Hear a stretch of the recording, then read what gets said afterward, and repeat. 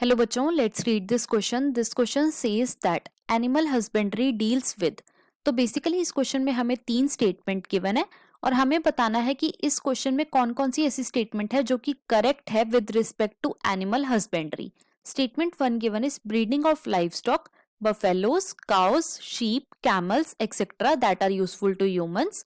Statement 2 given is rearing, catching, selling, etc. of fish, mollusk and crustacean. And statement 3 given is breeding plants for human use. अब अगर इस question के मैं की concept की बात करूं तो इस क्वेश्चन का जो की कॉन्सेप्ट है वो है बच्चों एनिमल हस्बेंड्री.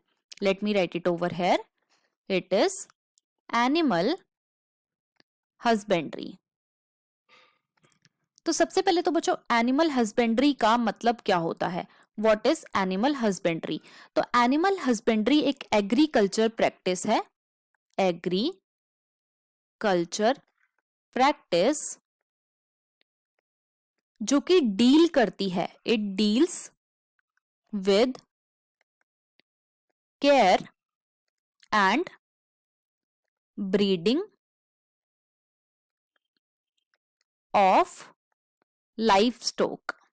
लाइव स्टॉक क्या होता है? ऐसे एनिमल्स जिनको आप घर में रख सकते हो. फॉर एग्जाम्पल कैटल हो गया, राइट और साथ ही साथ जो कि यूजफुल होते हैं फॉर ह्यूमंस.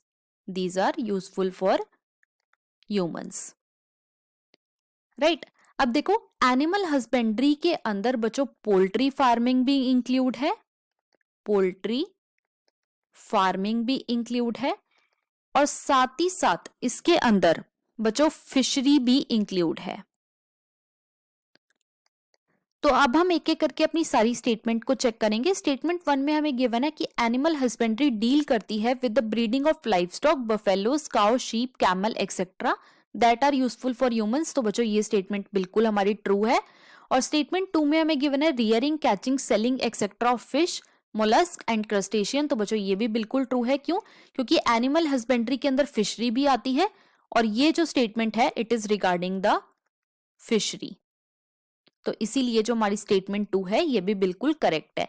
स्टेटमेंट 3 में हमें गिवन है breeding plant for human use. तो बच्चों ये स्टेटमेंट हमारी फॉल्स हो जाएगी. क्यों?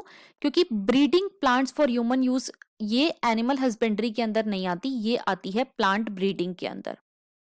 प्लांट ब्रीडिंग के अंदर. तो इसीलिए जो हमारी स्टेटमेंट 3 है वो इनकरेक्ट है. अब क्वेश्चन में हमसे पूछा गया है कि ऐसी कौन कौन सी स्टेटमेंट है जो कि करेक्ट है. वो है बच्चों स्टेटमेंट 1 और स्टेटमेंट 2 और इसके अकॉर्डिंग जो हमारा मोस्ट अप्रोप्रिएट ऑप्शन है वो है option number A. So the final answer of this question is option number A.